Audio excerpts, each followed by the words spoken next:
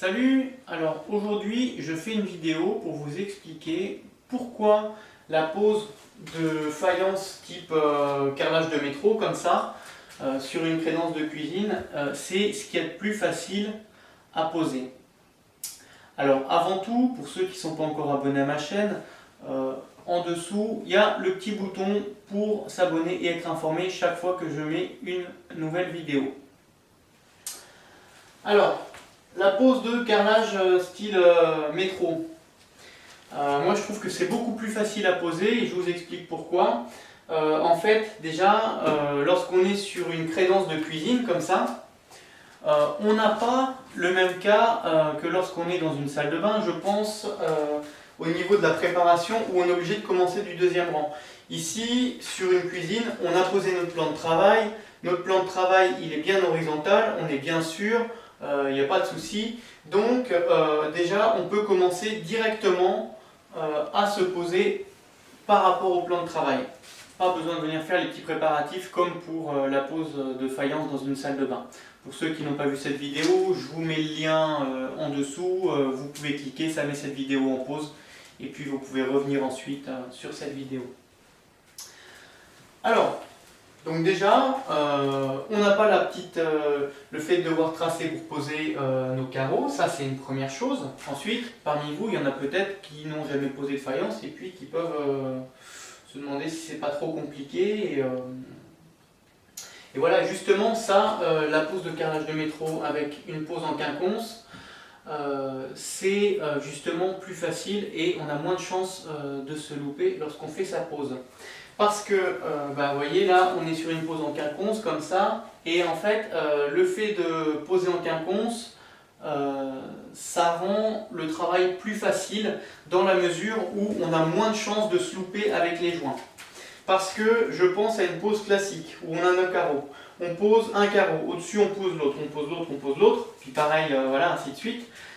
Si jamais on a un petit écart qui se crée quelque part, ce qui va se passer, c'est que nos joints de faïence, ils vont soit faire ça, ou soit faire ça. Et donc on sera obligé de tricher. Mettre des croix, élargir d'un côté, soulever un peu, écarter un joint pour pouvoir conserver un alignement correct, ou ce genre de choses. Alors que la pose en quinconce, imaginons que, je sais pas moi, j'ai un carreau qui soit désaligné un petit peu par rapport à l'autre, un petit peu au-dessus, c'est pas grave, parce que le carreau que je viens poser au-dessus, il ne vient pas se poser sur le bord du carreau, bord à bord, il vient se poser au milieu. Ce qui fait que le joint qui peut être un petit peu réduit ici, il va être un petit peu réduit, mais c'est pas grave, parce que au-dessus, on ne repose pas directement sur l'endroit où il y a l'écart, on repose sur le milieu.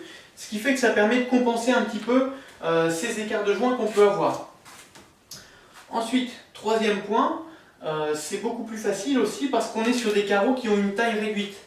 Et je pense notamment au niveau des découpes. Vous voyez là ici je vais avoir une double prise. Et par exemple si j'avais des grands carreaux qui fassent par exemple 60 par 30 cm, j'arrive, ma découpe, si je me loupe, je vais avoir plus de pertes.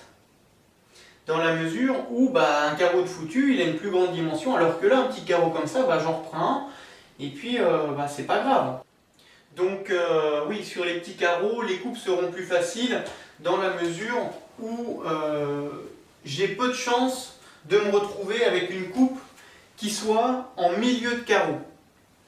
Et parce que ma coupe que je viens faire en milieu de carreau, si jamais elle n'est pas bonne, je sais pas moi, elle est trop en dessous, ou trop au-dessus, ou trop large, là c'est foutu quoi. Alors que là, vu que j'ai des petits carreaux à chaque fois, lorsque je suis venu faire ma découpe, je suis juste venu présenter ce carreau, je pouvais au-dessus du carreau voir où allait s'arrêter ma boîte, donc c'était plus facile à tracer, et puis ensuite à découper, tac tac tac, et puis ça allait. Puis pareil, lorsque je suis venu refaire mes découpes sur ce carreau là et celui-là, j'ai juste venir présenter un carreau entier, je regardais, tac, tac, j'ai fait mes traits, et c'est bon, je sais exactement où faire ma coupe, alors que sur un carreau entier, j'arrive, je masque le truc, ouais, Non, ça va pas le faire.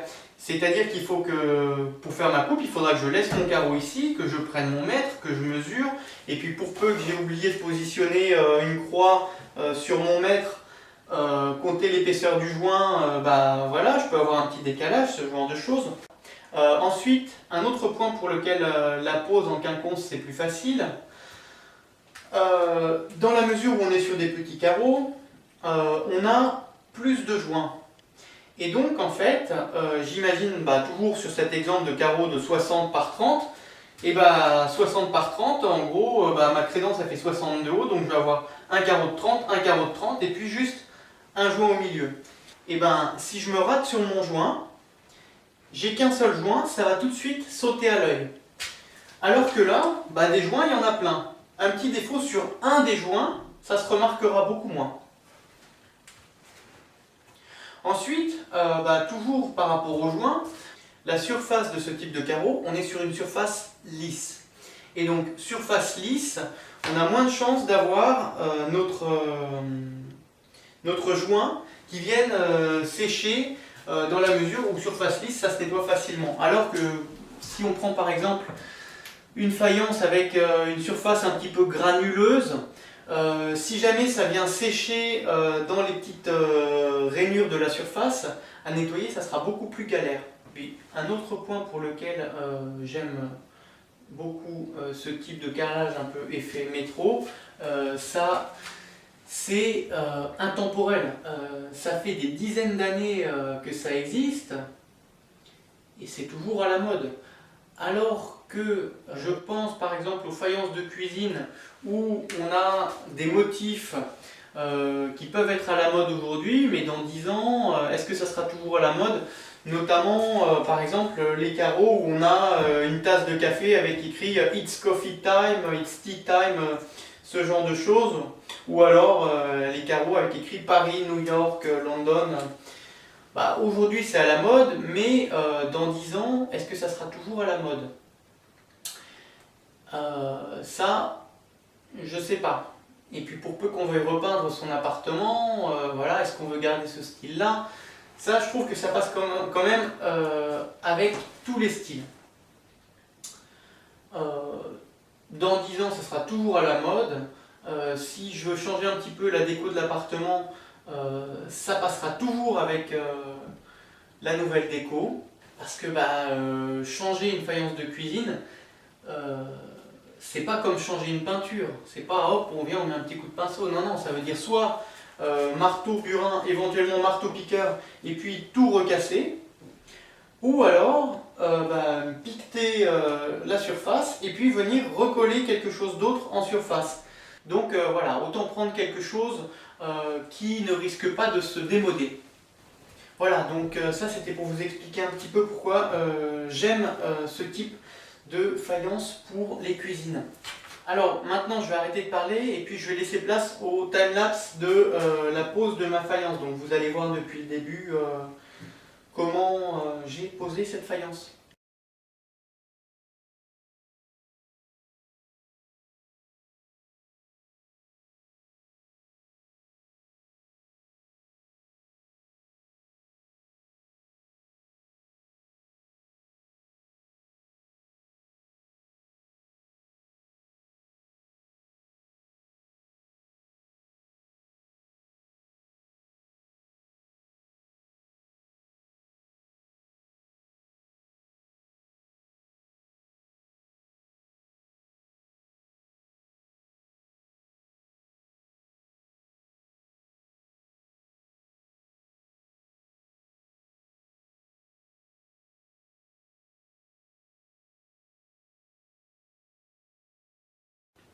Bon alors, maintenant la pose de ma crédence, c'est terminé. Je suis venu enlever toutes les petites croix qu'il y avait dans les joints. Ensuite, je suis venu mettre un petit coup de balayette pour enlever la poussière. Ensuite, je suis venu gratter toutes les petites croûtes de colle qui pouvaient dépasser des joints. Et maintenant, je vais venir faire mes joints de faïence.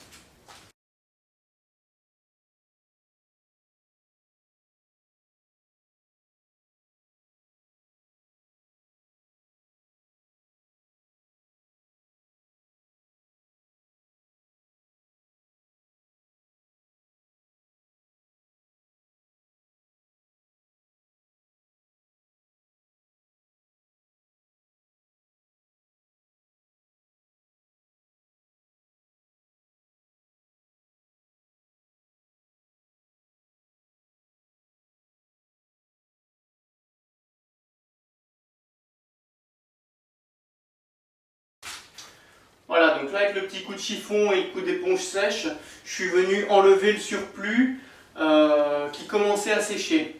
Maintenant que j'ai fait ça, j'ai des joints qui sont quand même un petit peu plus propres. Et ce que je vais faire maintenant, c'est que je vais venir lisser mes joints avec le doigt.